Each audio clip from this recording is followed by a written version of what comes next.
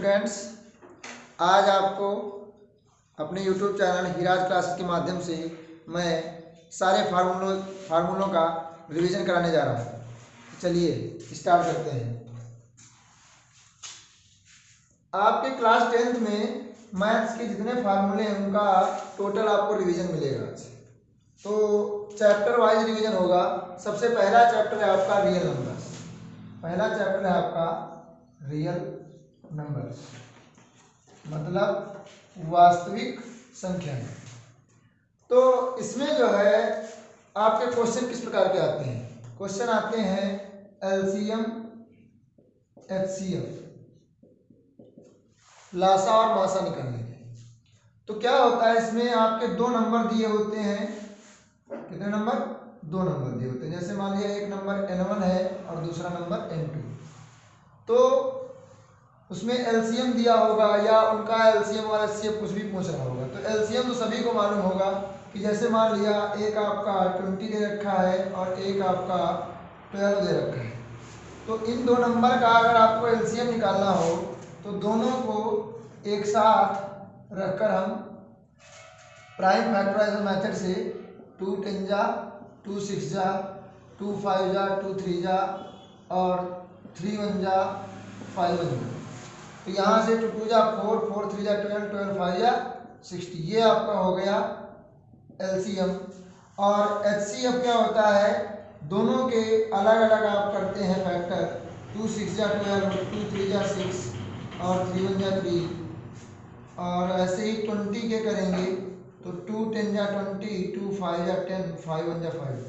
तो इन दोनों में जो कॉमन आपके फैक्टर मिलेंगे वही आपका होगा एचसीएफ। तो इसका एचसीएफ आ जाएगा 2 2 जा 4। एचसीएफ कितना आ जाएगा? 4। लेकिन ये तो आपके लिए इजी है, लेकिन वहां पर एक फार्मूले का यूज होता है जब आपको एचसीएफ और एलसीएम में से कुछ एक नहीं दिया होता है और एक आपको गिवन होता है। जैसे मान लिया जाए कि इसका एचसीएफ आपको दे दिया जाए 60, एचसीएफ दे दिया जाए 60 और आपको जो है प्राइम फैक्टराइजेशन मेथड ना लगाने को कहा जाए। तो यहाँ पर एक फार्मूला होता है product of numbers, product of numbers equal to LCM into HCF. तो प्रोडक्ट ऑफ नंबर्स का मतलब है संख्याओं का गुणनफल बराबर लासा गुणे मासा। संख्याओं का गुणनफल बराबर लासा गुणे मासा। तो संख्याएं कौन कौन है? 20 और 12। इनका मल्टीप्लाई करा लीजिए। एलसीएम आपको दे रखा है 60, तो एचसीएफ आप निकाल सकते हैं इस फार्मूले से। तो आपका आ जाएगा 20 इंटू 12 अपान 60। 20 3 जा 60 और 3 4 जा 12। तो आपका एचसीएफ आएगा 4। कितना आएगा? 4।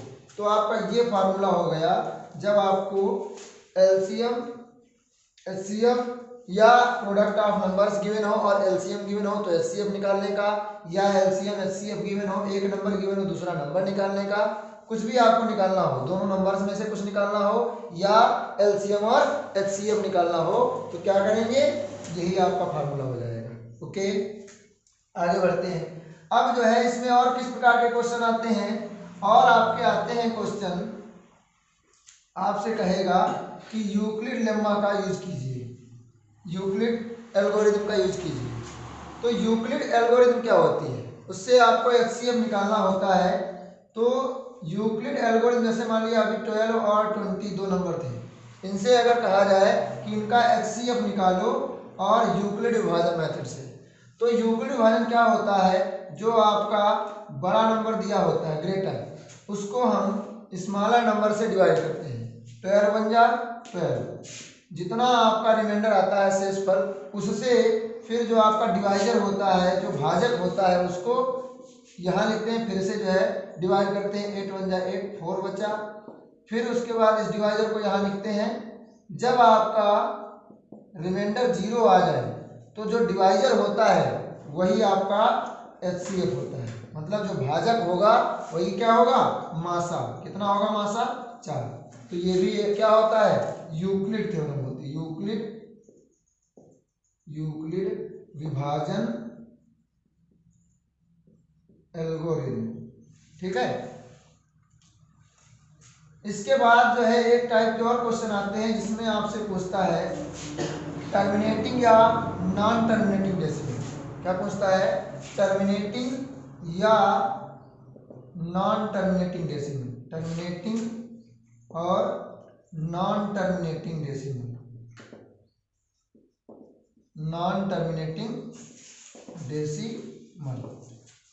तो टर्मिनेटिंग डेसिमल को हिंदी में बोलते हैं हम शांत दशमलव और इसको बोलते हैं अशांत दशमलव। तो शांत दशमलव और अशांत दशमलव में क्या होता है पहले इसको समझ लीजिए। जो टर्मिनेटिंग डेसिमल होता है वो जो है जैसे कि आपका कोई भी नंबर हो, अगर उसको मैं जो है जैसे मान लिया आपका 16 है और इसको मैं 5 से डिवाइड करूँ तो 5 3 जा 15, पॉइंट लगाएंगे डेसिमल लगाएंगे 1 बचा 0 तो 5 2 जा 10, पूरा पूरा कैंसिल हो गया। तो यहाँ पर हम इसको बोलेंगे टर्मिनेटिंग डेसिमल। क्या बोलेंगे? Terminating decimal. और नॉन टर्मिनेटिंग डेसिमल का मतलब ये है जैसे मैं 10 को 3 से डिवाइड करूँ तो 3 3 जा 9, डेसिमल लगाएंगे 1 बचा, फिर से 3 3 जा 9, फिर से 3 3 जा, बार बार यही आता रहेगा। तो जब आपका पूरा पूरा डिवाइड ना हो, कुछ ना कुछ रिमाइंडर बच जाए, तो इस प्रकार के डेसिमल को हम क्या बोलेंगे? Non terminating decimal. लेकिन यहाँ पर आपको हर बार डिवाइड नहीं करना होगा। क्या करना होगा उसको समझ लीजिए।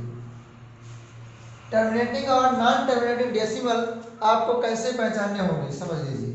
कोई भी आपका रेशनल नंबर दिया हो, जैसे कि दिया है 343/25 दिया है, तो ये टर्मिनेटिंग होगा या नॉन टर्मिनेटिंग होगा?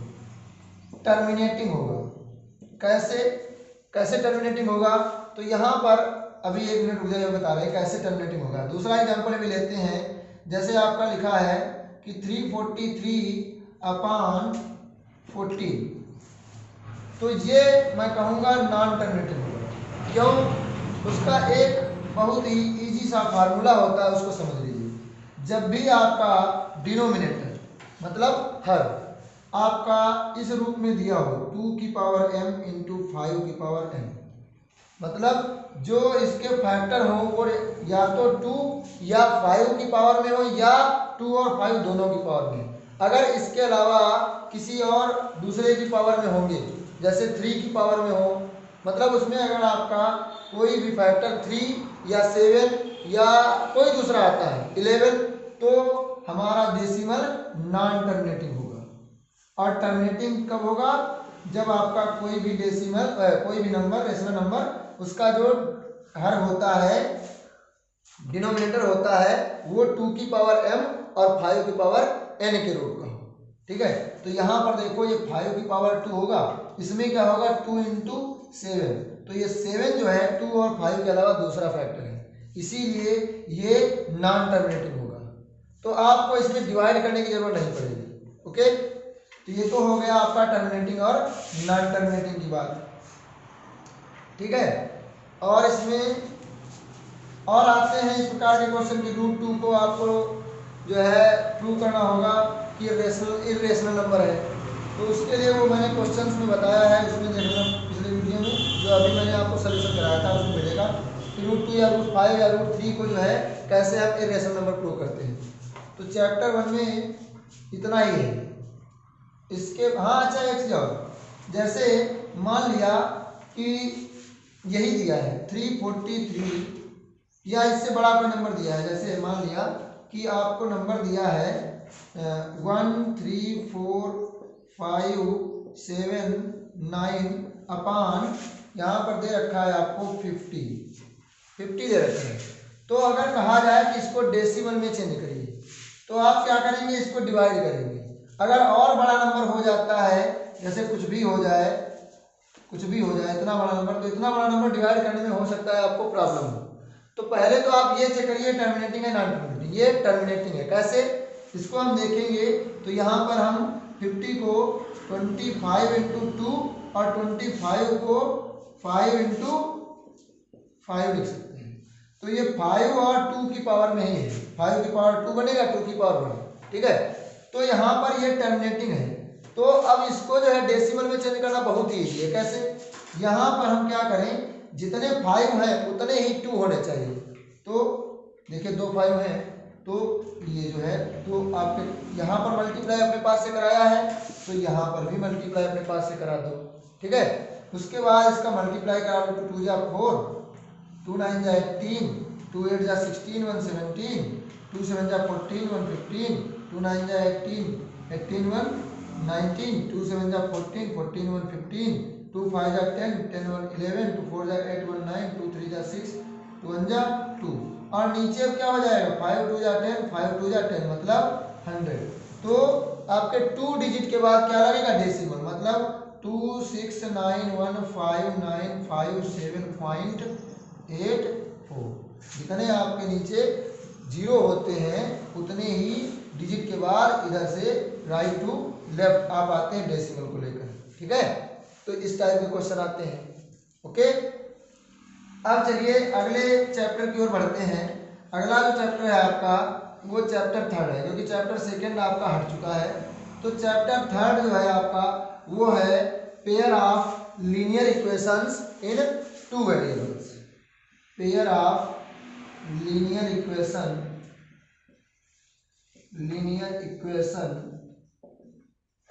इन 2 वेरिएबल्स,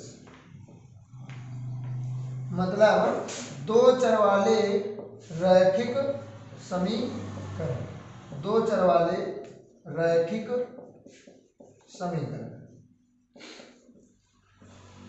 तो 2 चर वाले रैखिक समीकरण, पहले तो आप इस जो है 2 चर वाले रैखिक समीकरण का ही मतलब समझ ले क्या होता है, उसके बाद में इसके फार्मूले की तरफ बढ़ते हैं।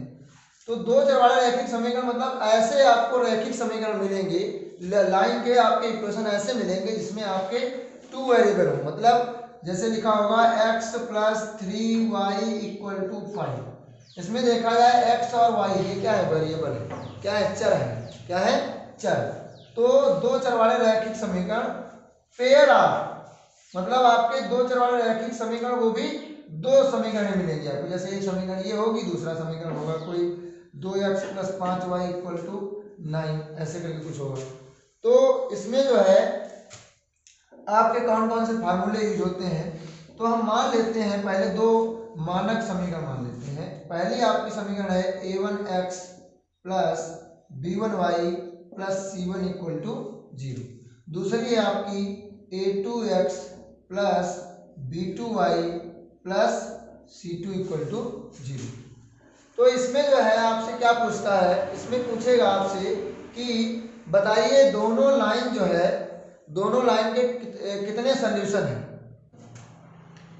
तो यहाँ पर हम देखेंगे कि जब आपका फार्मूले क्या होता है उसको देखिए, a1/a2 कैन नॉट = b1/b2, मतलब जो x का कोएफिशिएंट है, गुणांक है, उसका अपान रेशियो, y के कोएफिशिएंट का रेशियो अगर इक्वल नहीं है, अगर इक्वल नहीं है तो जो आपकी लाइंस होंगी वो इंटरसेक्टिंग लाइन होंगी, मतलब प्रतिच्छेदी रेखाएं होंगी। कैसी होंगी, प्रतिच्छेदी रेखाएं होंगी। और इसके जो सॉल्यूशन होंगे वो एक हल होगा। कितने, एक हल है। कितने हल है, एक हल है। इंटरसेक्टिंग लाइंस का मतलब इस प्रकार की लाइन होगी, दोनों लाइन एक दूसरे को एक पॉइंट पर इंटरसेक्ट करेंगे। अच्छा, उसके बाद अगर आपका a1/a2 = b1/b2 है और कैन नॉट = c1/c2 है, मतलब x के कोएफिशिएंट का रेशियो y के कोएफिशिएंट का रेशियो और इक्वल है, और आपके जो कांस्टेंट वैल्यू है, अचर पद है, उसका रेशियो इक्वल नहीं है, तो आपकी लाइन आएंगी पैरेलल लाइंस। कैसी लाइंस आएंगी, पैरेलल लाइंस आएंगी। पैरेलल लाइंस का मतलब समांतर रेखा है। कैसी रेखाएं होंगी, समांतर रेखा है, मतलब इसका कोई हल नहीं होगा, कोई हल नहीं। सॉल्यूशन 0। कितने होंगे, कोई हल नहीं का मतलब सॉल्यूशन कितने होंगे, 0। तो यहाँ पर पैरेलल लाइंस इस प्रकार से होती हैं जो कभी भी एक दूसरे को नहीं काटती हैं। जब एक दूसरे को काटेंगी नहीं, कहीं पर टच नहीं करेंगी, तो उनका कोई सॉल्यूशन नहीं होगा। इसके बाद जो थर्ड आपका होता है, यदि आपका a1/a2 equal to b1/b2 equal to c1/c2, मतलब x के कोएफिशिएंट, y के कोएफिशिएंट और कांस्टेंट वैल्यू तीनों का रेशियो दोनों लाइंस में अगर तीनों का रेशियो इक्वल है तो आपकी लाइंस आती हैं कोइंसिडेंट लाइंस। कोइंसिडेंट लाइंस का मतलब होता है संपाती रेखा। कैसी? संपाती रेखा, मतलब जिनका पथ जो है, जिनका रास्ता एक ही हो, दोनों का एक के ऊपर एक, दोनों रेखाएं एक दूसरे के ऊपर होती हैं, तो ये प्रत्येक जगह जो है, प्रत्येक बिंदु पर एक दूसरे को टच करती हुई चलती हैं, तो इनके अनेक हल होंगे। कितने हल होंगे? अनंत। कितने होंगे? अनंत। इनके सॉल्यूशन कितने होंगे? इनफाइनाइट होंगे। ठीक है, तो चलिए आगे बढ़ते हैं। आपका क्वाड्रेटिक इक्वेशन चैप्टर 4, इसमें जो है द्विघात समीकरणों में क्या होगा? द्विघात समीकरण देखिए होती कैसी है, आपके इस टाइप की होगी, ax² + bx + c = 0। यहाँ पर अभी आपने पीछे देखा था pair of linear equation in two variable में कि आपके वेरिएबल वहाँ दो थे, x और y। यहाँ पर क्या है? वेरिएबल आपका सिर्फ एक है, x। ठीक है, इसीलिए द्विघात समीकरण, इसमें पावर कितनी है? 2, वहाँ पावर एक ही थी। तो अब यहाँ द्विघात समीकरणों में क्या होता है? द्विघात समीकरणों में एक आपका फार्मूला होता है डिक्रीमिनेंट का, जिसको हिंदी में बोलते हैं विचरण। d = b² - 4ac, d = b² - 4ac। और अगर आपका यहाँ पर जो फार्मूले b² - 4ac = 0 है, b² - 4ac अगर 0 के इक्वल है तो आपके जो रूट होंगे, रूट या मूल जो होंगे वो इक्वल होंगे। कैसे होंगे? इक्वल होंगे। कैसे होंगे? इक्वल होंगे और रियल होंगे। कैसे होंगे?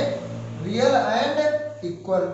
यदि आपका b² - 4ac ग्रेटर देन 0 तो आपके रूट जो होंगे, मतलब मूल, वो रियल भी होंगे और अनइक्वल होंगे, मतलब अलग अलग आएंगे। रूट इसके कितने होंगे? 2। कितने रूट होंगे? 2। जितनी पावर होती है उतने ही रूट होते हैं। ठीक है, रूट का मतलब x की वैल्यू कितनी आएगी? 2 आएगी। ठीक है, तो यहाँ पर रूट कैसे होंगे? वास्तविक और अलग अलग। यदि आपका b² - 4ac <0 है तो यहाँ पर रूट जो होंगे वो अनरियल होंगे। कैसे होंगे? अनरियल, मतलब अवास्तविक होंगे। यहाँ पर इन दोनों में वास्तविक मूल और इसमें अवास्तविक मूल। अवास्तविक मूल, तो यहाँ पर b² - 4ac अगर 0 आता है, b क्या है? x का कोएफिशिएंट, a क्या है? x² का कोएफिशिएंट, और c क्या है? आपका कांस्टेंट वैल्यू है। लेकिन ये b² - 4ac ग्रेटर देन 0 का मतलब है कि इसकी वैल्यू प्लस की आएगी, 1 2 3 4 5 कुछ भी आ सकती है। यहाँ पर लेस देन 0 का क्या मतलब है? यहाँ पर b² - 4ac की वैल्यू माइनस की आएगी। कैसे आएगी? माइनस की, क्योंकि 0 से लेस माइनस वाली संख्या होती है। अगर माइनस आता है तो समझ जाना कि रूट जो है आपके वास्तविक नहीं है। ठीक है, इसके बाद इसमें एक और आपका फार्मूला यूज होता है रूट ही निकालने का, जिसको हम लोग बोलते हैं श्रीधराचार्य फार्मूला। वो क्या होता है? अगर इसमें मान लिया कि आपके रूट अलग अलग आ रहे हैं, ठीक है, रूट रियल एंड अनइक्वल हैं, तो उस स्थिति में आपको मान लिया इसका आप जो है फैक्टर नहीं किए पा रहे हैं, तो क्या करेंगे? कैसे रूट निकालेंगे? तो यहाँ पर होता है -b ± √b² - 4ac/2a। यही आपके दोनों रूट निकल आएंगे। एक बार प्लस का रखेंगे तो एक रूट, दूसरा बार माइनस का रखेंगे यहाँ पर तो दूसरा रूट निकल के आएगा। ये आपका होता है श्रीधराचार्य फार्मूला या रूट निकालने का फार्मूला। और इस चैप्टर में कुछ खास नहीं होता है, बस इतना ही होता है। हाँ, तो चलिए अगला चैप्टर है आपका अरिथमेटिक प्रोग्रेशन, जो आपके यूपी बोर्ड से तो हट चुका है इस बार, लेकिन अभी सीबीएसई बोर्ड में है, कोई दिक्कत नहीं। समांतर श्रेणी देखिए, इसमें क्या होता है? समांतर श्रेणी का अरिथमेटिक प्रोग्रेशन का मतलब क्या होता है? इसी को समझ लीजिए। समांतर मतलब समान अंतर, एक ऐसी सीरीज जो इसमें आपका डिफरेंस जो है इक्वल हो। जैसे कहा जाए 3 5, 7, 9, 11 देखा जाए तो सभी जगह कितने का डिफरेंस है? 2 का डिफरेंस। कितने का है? 2। तो जो आपके सभी में डिफरेंस होता है उसको हम बोलते हैं सार्वंतर। क्या बोलते हैं? सार्वंतर। जो सभी में डिफरेंस होता है। तो d इक्वल टू यहाँ पर 2 आया, d क्या हो गया? सार्वंतर। क्या हो गया? सार्वंतर। और उसके बाद जो आपका सीरीज का फर्स्ट टर्म होता है उसको हम बोलते हैं प्रथम पद या फर्स्ट टर्म। प्रथम पद या फर्स्ट टर्म। और उसके अलावा उस सीरीज में जो आपका लास्ट टर्म होता है उसको हम बोलते हैं एल। क्या बोलते हैं? एल। लास्ट टर्म का मतलब है अंतिम पद। अंतिम पद, लास्ट टर्म। और जितने उसमें टर्म होते हैं उसको हम बोलते हैं एन। क्या बोलते हैं? एन। जितने उसमें टर्म होते हैं, नंबर ऑफ टर्म्स या पदों की संख्या। पदों की संख्या, नंबर ऑफ टर्म्स। और आपका होता है एक ए एन, मतलब nth टर्म, मतलब nवां पद या nth टर्म इंग्लिश में। और यहाँ पर number of term, number of term. यहाँ पर लास्ट टर्म और ये आपका फर्स्ट टर्म, ये आपका फर्स्ट टर्म। अब इसमें फार्मूले देखिए क्या होते हैं। फार्मूले आपका सबसे पहला फार्मूला होता है A N equal to A plus N minus 1 into D. A N क्या है? nth term. ए क्या है? First term. एन क्या है? Number of terms. डी क्या है? डिफरेंस। ठीक है। अच्छा, डिफरेंस कैसे निकालते हैं? तो difference D equal to second term minus first term, या third term minus second term, या fourth term minus third term. मतलब आगे वाले टर्म से एक पीछे वाले टर्म को अगर माइनस किया जाए तो वो निकलेगा डी। ठीक, ये हो गया आपका nth टर्म का फार्मूला। या लास्ट टर्म को भी इसी प्रकार से लिख सकते हैं, L equal to A plus N minus 1 into D. L equal to A plus N minus 1 into D. और अगर आपको पूछ रहा है सम ऑफ एन टर्म्स, मतलब एस एन, मतलब एन पदों का योग, तो S N equal to formula होता है N by 2a plus N minus 1 into D. 2a plus N minus 1 into D. या फिर एक और फार्मूला होता है N by 2a plus L, A plus L. ठीक है। और इसमें जो है 2-3 मेथड यूज होते हैं। जैसे आपको कहीं पर 3 अगर आपको टर्म मानने हैं तो इस प्रकार से मानते हैं ए माइनस डी, ए प्लस डी। अगर आपको 4 टर्म मानने हैं तो a plus 3d, A plus 3d, या a minus 3d, a minus D, A plus D और a प्लस 3d। ऐसे अगर आपको 5 टर्म मानने हैं तो a minus 2d, a minus 2d, a minus D, A plus D, A plus 2d। ठीक है। तो इस प्रकार से मानते हैं। ठीक है, समांतर श्रेणी हो गया। अब इसके बाद आगे बढ़ते हैं। अब अगला आपका चैप्टर है ट्रायंगल वाला, जो बहुत ही महत्वपूर्ण चैप्टर है, वेरी इंपॉर्टेंट, क्योंकि इससे जो है सबसे लॉन्गेस्ट क्वेश्चन पूछे जाते हैं, जो आपके या तो 8 नंबर के होंगे, या 6 नंबर के, या 5 नंबर के, 4 नंबर के, ऐसे ही। तो यहाँ पर ट्रायंगल में किस प्रकार के क्वेश्चन आते हैं, इसमें आपके सारे जो मिलेंगे, आपके मैथड मिलेंगे, कोई फार्मूला नहीं होता है, आपकी प्रमेय होती हैं और आपके जो है मैथड कुछ होते हैं, उनको देख लीजिए। तो ट्रायंगल में जो है, जो आपके क्लास 10th में यूज हो रहे हैं, वो यूज हो रहा है सिमिलरिटी। क्या यूज हो रहा है? सिमिलरिटी, मतलब समरूपता। तो ये समरूपता जो है 2 त्रिभुजों में दिखाई गई है। तो 2 त्रिभुज जो है आपके कब समरूप होंगे? ऐसी कौन सी कंडीशन होगी कि 2 त्रिभुज, मान लिया एक त्रिभुज है आपका ए बी सी, एक त्रिभुज है आपका पी क्यू आर, ये दोनों कब सिमिलर होंगे उसकी कंडीशन देखिए। बहुत ईजी है, कोई दिक्कत नहीं है। एक होता है एंगल थ्योरम, मतलब अगर किसी ट्रायंगल के, 2 ट्रायंगल के 2 एंगल आपके इक्वल हो जाए, मतलब angle A equal to angle P, angle B equal to angle Q, अगर आपके दो एंगल इक्वल हो जाए तो वहां पर दोनों ट्राइंगल सिमिलर होते हैं। Triangle A B C similar, triangle P Q R. समरूप का जो सिमिलर होता है उसका साइन ये होता है, ठीक है। समरूप का जो है साइन ये होता है। तो triangle A B C similar triangle P Q R. ऐसा क्यों हो जाता है? क्योंकि जब आपके दो ट्राइंगल के इक्वल हो जाएं तो तीसरा एंगल अपने आप इक्वल हो जाता है। क्यों? जैसे मान ले ये 40 ये 80, ये 40 ये 80, तो 80 40 हो गया मिलकर 120, तो तीसरा एंगल कितना आएगा? 60। यहाँ से भी तीसरा एंगल कितना आएगा? 60 आएगा। कितना आएगा? 60। तो मतलब अगर किन्हीं दो ट्राइंगल के दो एंगल आपके इक्वल हो जाएं तो तीसरा जो है अपने आप इक्वल हो जाता है। उसको आप लिखें या ना लिखें, इसीलिए इस थ्योरम को हम बोलते हैं angle angle theorem of similarity, मतलब कोण कोण प्रमेय या कोण कोण कसौटी के आधार पर ये दोनों आपके त्रिभुज कैसे हो गए? सिमिलर हो गए, समरूप हो गए।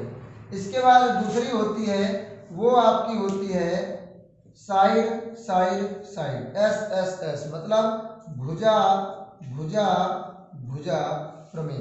तो भुजा भुजा प्रमेय जो होती है, भुजा भुजा भुजा प्रमेय मतलब साइड साइड साइड थ्योरम, वो क्या होती है कि इनकी तीनों साइड का रेशियो आपस में अगर इक्वल हो जाए, जैसे कि A B upon P Q equal to B C upon Q R equal to A C upon P R. अगर आपकी तीनों side A B P Q B C Q R और ए सी पी आर, इन तीनों side का आपस में अगर ratio equal हो जाए, साइड इक्वल नहीं कर रहा है, रेशियो इक्वल कर रहा है। साइड इक्वल करता है कांग्रुएंट ट्रायंगल में, मतलब सर्वांगसम त्रिभुजों में। यहाँ पर इनके रेशियो इक्वल होंगे, अनुपात बराबर होगा। तो अगर बराबर है तो इसके आधार पर भी आपके दोनों ट्रायंगल सिमिलर हो जाएंगे, ठीक है। एक और थ्योरम होती है जिसको हम बोलते हैं SAS थ्योरम। तो ये SAS थ्योरम क्या होती है? साइड एंगल साइड, मतलब आपका ये होता है कि दो आपके ट्रायंगल जैसे हैं A B C P Q R, तो इसमें क्या हो, अगर मान लिया कि A B upon P Q equal to B C upon Q R given हो, A B upon P Q equal to B C upon Q R अगर आपको गिवन है, और angle B equal to angle Q, मतलब जो आपकी side का ratio equal है, जिन साइडों का रेशियो इक्वल है, जैसे ए बी और पी क्यू का और बी सी और क्यू आर, इन दोनों साइडों के बीच में जो आपके एंगल बने हैं अगर वो भी इक्वल है। ध्यान रखना, बहुत इंपॉर्टेंट ये होता है कि एंगल वही आपका इक्वल होना चाहिए जो दोनों साइड का रेशियो इक्वल है, उनके बीच का ही बना एंगल आपका इक्वल होना चाहिए। ये नहीं कि ये और ये इक्वल है, नहीं, जो आपका साइड का रेशियो इक्वल दिया है उन साइडों से जो एंगल बन रहा है वही आपका इक्वल दिया होना चाहिए, angle B equal to angle Q. तब आपका SAS मतलब side angle side, side angle side, ठीक है। तब आपका ये प्रमेय लगती है कि भुजा कोण भुजा प्रमेय, भुजा कोण भुजा प्रमेय। तब आपके जो है दोनों triangle A B C similar triangle P Q R हो जाता है, ठीक है। और इसमें एक आपकी जो है प्रमेय यूज होती है बहुत खास जो है, वो है थेल्स प्रमेय। थेल्स थ्योरम क्या होती है, जरा उसको भी देखते हैं कि आपकी थेल्स थ्योरम क्या होती है। बहुत ही ईजी है, कुछ खास नहीं, बस थोड़ा सा ध्यान देना है कि थेल्स थ्योरम क्या होती है, या बेसिक प्रोपोर्शनलिटी थ्योरम BPT। उसमें क्या होता है, जो आपकी थेल्स थ्योरम होती है वो क्या कहती है, वो ये कहती है कि अगर कोई ट्रायंगल है ABC, कोई ट्रायंगल ABC है, तो यदि किसी एक साइड के पैरेलल समांतर एक रेखा खींची जाए, किसी एक साइड के समांतर, मतलब यहाँ पर अगर देखा जाए EF, जो EF है वो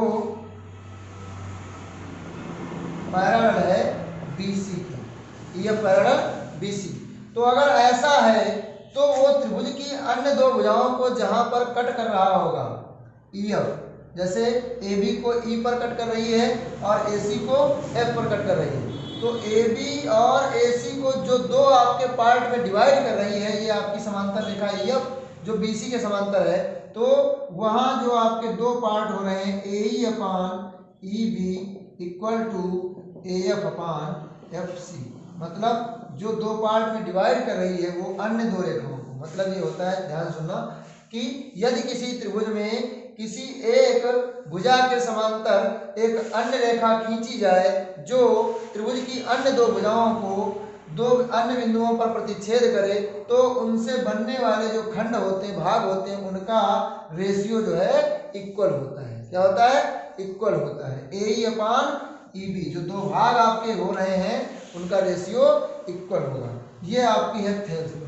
और इसका थेल्स का रिवर्स भी यूज होता है। अगर आपका AE upon EB equal to AF upon FC given है, मतलब दो साइड को, दो भुजाओं को कोई भी रेखा कट कर रही है, तो उनसे जो दो पार्ट आपके हो रहे हैं उनका अगर रेशियो इक्वल है, तो वो जो साइड होगी EF वो BC के पैरेलल होगी। ठीक है, इतना ही है आपका ट्रायंगल में। ओके, देखिए अभी आपका एक चीज छूट रहा है, वो ये है कि यदि आपके दो त्रिभुज ट्रायंगल जो है ABC और PQR अगर समरूप हैं, यदि ट्रायंगल ABC समरूप है ट्रायंगल PQR के, अगर दोनों ट्रायंगल सिमिलर हैं तो पूछता है कि उनके क्षेत्रफलों का अनुपात, मतलब उनके एरिया का रेशियो। तो area of triangle ABC upon area of triangle PQR, ये क्या होगा? तो area of triangle ABC upon area of triangle PQR उनकी जो साइड हैं उनके रेशियो का स्क्वायर होगा। क्या होगा? स्क्वायर होगा। AB अपान PQ का स्क्वायर, BC अपान QR का स्क्वायर और AC अपान PR का स्क्वायर। मतलब यह है, जब ये दोनों सिमिलर आपके दिए हों, जब सिमिलर दिए होते हैं तो आपको क्या मिलता है? इनकी साइड का रेशियो इक्वल मिलता है। तो साइड का रेशियो तो इक्वल, मान लिया साइड का रेशियो 1/2, सबका 1/2 होगा, किसी एक का नहीं, सारी तीनों साइड का रेशियो जो है इक्वल होगा। उसका स्क्वायर कीजिए तो 1 का स्क्वायर 1, 2 का स्क्वायर 4, तो आपका जो ट्रायंगल के एरिया का रेशियो निकलेगा वो निकलेगा 1/4। ये भी आपकी एक थ्योरम होती है। ठीक है।